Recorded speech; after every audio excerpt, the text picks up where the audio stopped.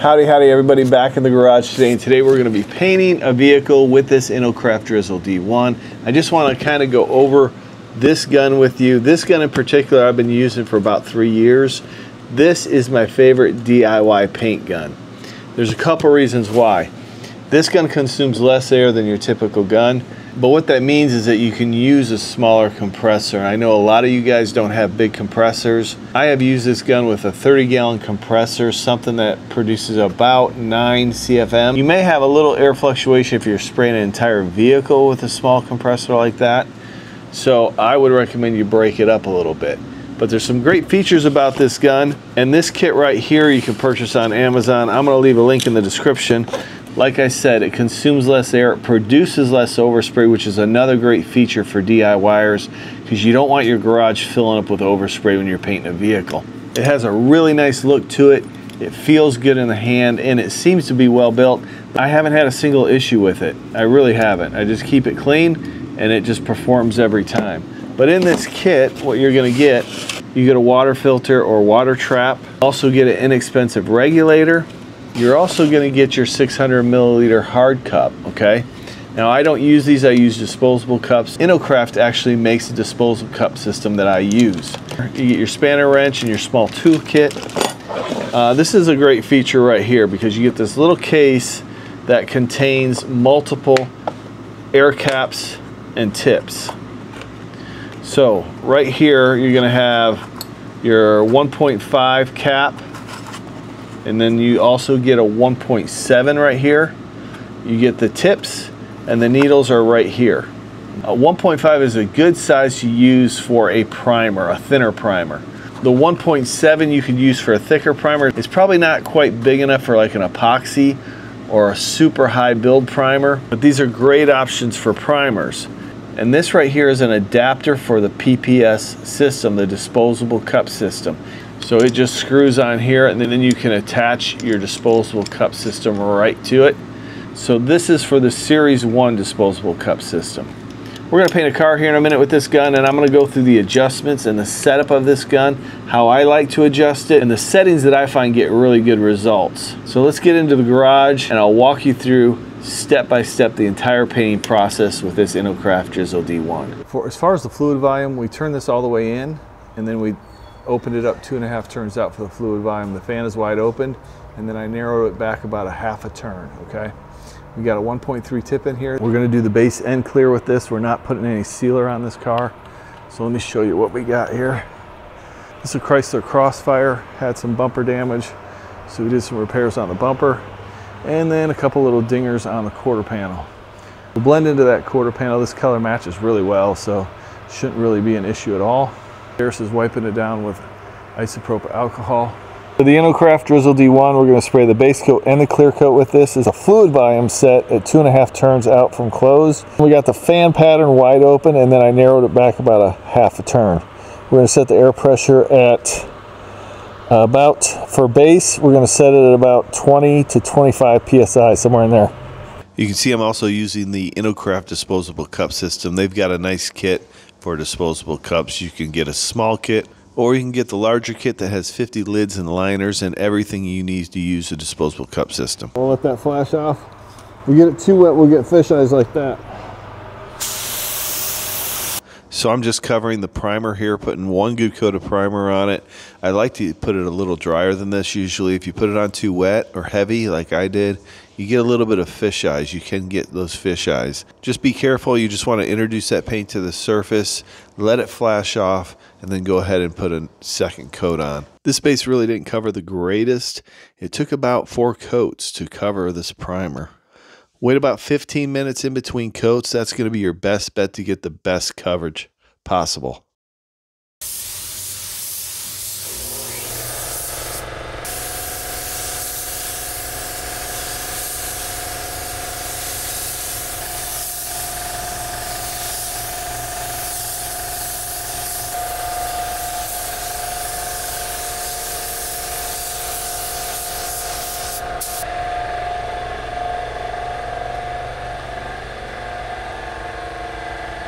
After about 2 coats, you can still see how transparent this color is.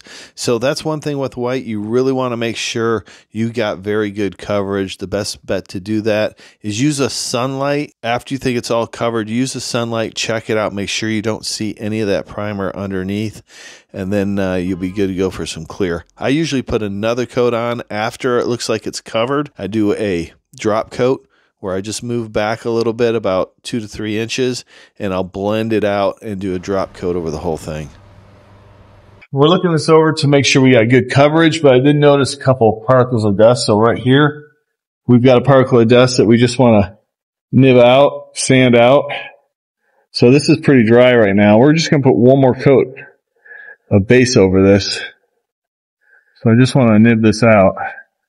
This is going to save us some time cutting and buffing this. Overall, the rest of it looks pretty good.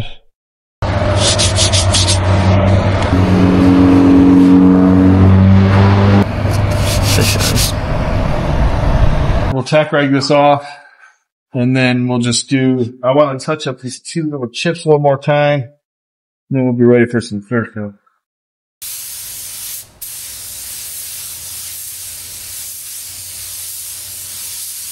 Just kind of doing a drop coat on this right now.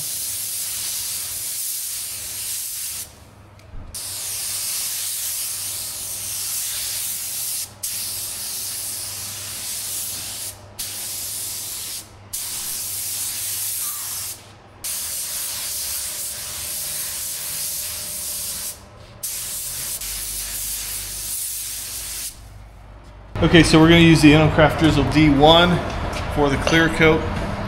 As far as the fluid volume, I'm just going 3 turns out from closed. So I'm going to turn this in all the way.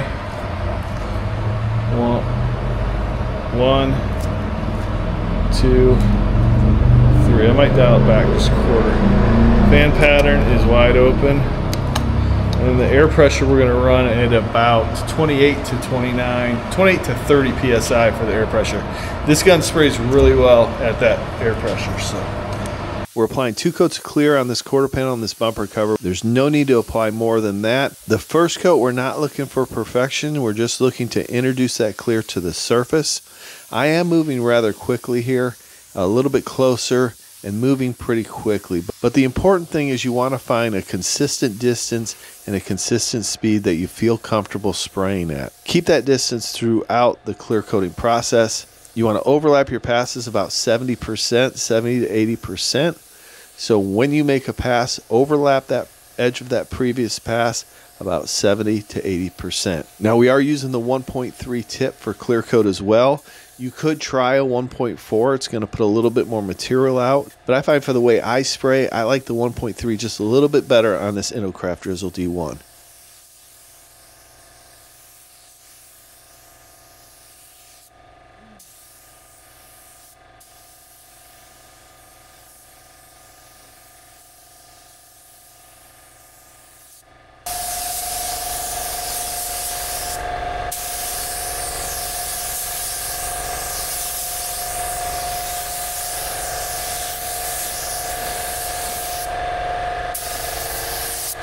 Here we're going to start putting on the second coat. Now I like to put my second coat on just a little bit heavier. You can do that a couple different ways. You can spray a little bit closer. You could spray a little bit slower. And that's going to put more material on that panel. The main thing is you want to be consistent with your speed, okay?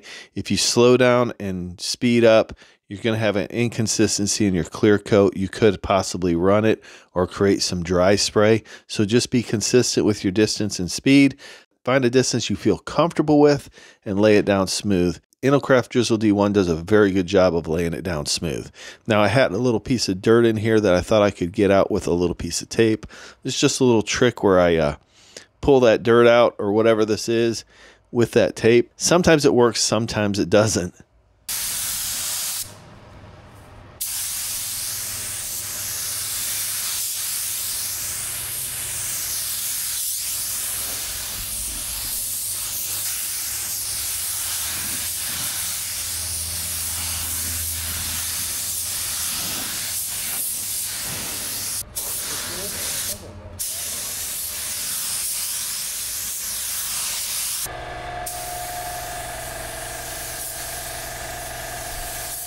Here I'm just looking it over for any runs or inconsistencies. Now's the time to correct those if we can. I don't like to spray any more clear on it once I think it's covered and looks good. I'm really happy with the way this looks. Been about half an hour with this. Feels pretty tacky. Let's make sure, see if we have any runs.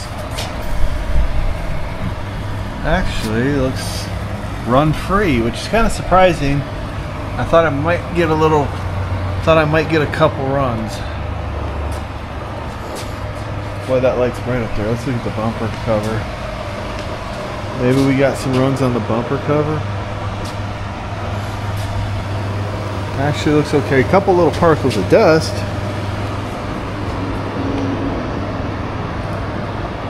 But overall it looks pretty good. A little piece of dust right there. Nope, pretty happy with this finish. So you can see, I think you can see it on this side. It didn't run, but right there, if you look at that light, it's a little bit heavy there. Almost ran.